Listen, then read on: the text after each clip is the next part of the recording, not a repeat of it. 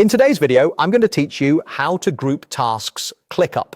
Grouping tasks in ClickUp is a great way to tidy up your workspace by turning several related tasks into subtasks under a single parent task. This keeps your planning clear, makes progress easier to track, and reduces clutter in your lists. Start by logging into ClickUp on your browser or desktop app.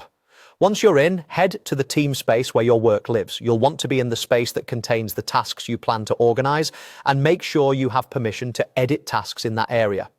Inside your team space, navigate to the location where those tasks are listed and open the task view. You should see your tasks in a list or similar layout. Now it's time to choose the items you want to group.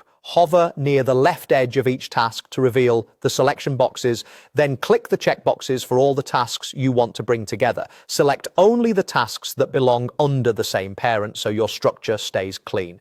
With your tasks selected, look for the bulk action options that appear and choose Convert to Subtasks. This tells ClickUp that you want to nest the selected items under a single parent task. A prompt will appear asking which task should be the parent. Pick the task you want to act as the main container for this work. Think of this as the headline task that summarizes the overall objective. After choosing the parent, click Done to confirm. ClickUp will process the change and convert all the selected tasks into subtasks under the parent you selected. You'll see them neatly nested beneath it. A few quick tips to keep things smooth. Fields like assignees, due dates, and comments typically carry over, but it's smart to review the parent and subtasks after conversion to make sure statuses, priorities, and dates still make sense.